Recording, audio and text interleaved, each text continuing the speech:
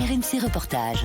Parce que c'est la saison de tous les records pour les mariages. Essayons d'y voir un peu plus clair avec la rédaction d'RMC ce matin. On a eu 2 années creuses avec cette pandémie. Les mariés sont nombreux à reporter la cérémonie. Ils se disent oui depuis le printemps, ça va continuer tout l'été. On devrait revenir au nombre de mariages habituels, 230 000 par an. Ce que je trouve bien, c'est que ça leur a laissé le temps de bien réfléchir. Oui, c'est vrai, ça c'est pas faux avant de se dire oui.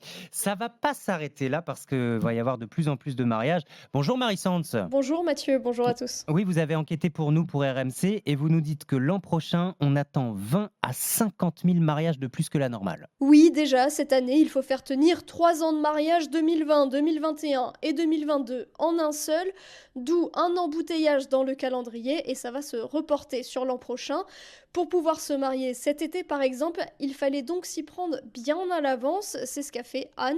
On a dû se précipiter un peu pour les dates en fait, et on a réservé déjà il y a plus d'1 an et demi, tout. Ils nous avaient prévenu qu'avec le Covid, il y avait beaucoup de réservations pour 2022, donc il fallait faire vite. Et même pour la robe, en fait, on m'avait prévenu qu'il y avait quand même pas mal de délais. Cette forte demande, elle pousse aussi de nombreux couples, comme celui de Maëva, à faire des concessions sur les prestations ou la date du mariage. Nous, on se marie en Corse. Ça n'a pas été très facile, mais on a réussi quand même à trouver fin septembre. C'est pas dans la saison proprement parlée. Juin, juillet, août, c'était complet. On n'aurait pas pu. La mairie pour Maëva, ce sera un mercredi. Certains célèbrent la fête en semaine avec les amis, la famille. C'est de plus en plus courant d'après Élodie Pécry.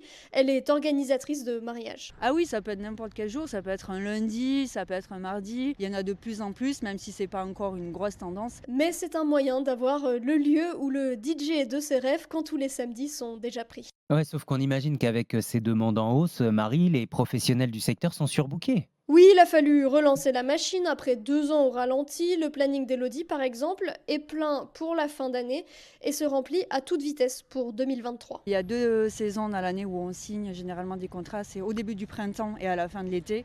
Et là, cette année, le début du printemps, on a doublé les signatures de contrats largement pour 2023 par rapport à l'année dernière. Ouais. C'est pareil pour Chantal dans sa boutique de robes à Bordeaux. Samedi, par exemple, 4 demandes, ce qui est quand même pour un mois de juillet où on est déjà, les gens sont en vacances, c'est beaucoup. On va travailler plus, on va s'organiser, mais on ne va pas refuser des ventes. Non. Certains traiteurs, eux, refusent déjà du monde pour l'an prochain. Ils sont touchés aussi par une pénurie de main-d'œuvre. Ajoutez à cela une plus forte demande, de l'inflation.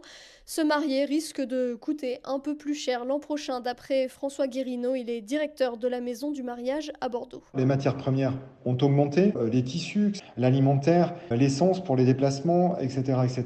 Donc pas de surprise, mais pas non plus d'abus. On entend à droite à gauche peut-être des abus, mais ce n'est pas le cas. C'est-à-dire qu'en fait, ce sont de réelles hausses de prix que tous les prestataires subissent et qui sont obligés de répercuter. Vous l'avez compris, les professionnels s'attendent à un bon chiffre d'affaires en 2022 et 2023.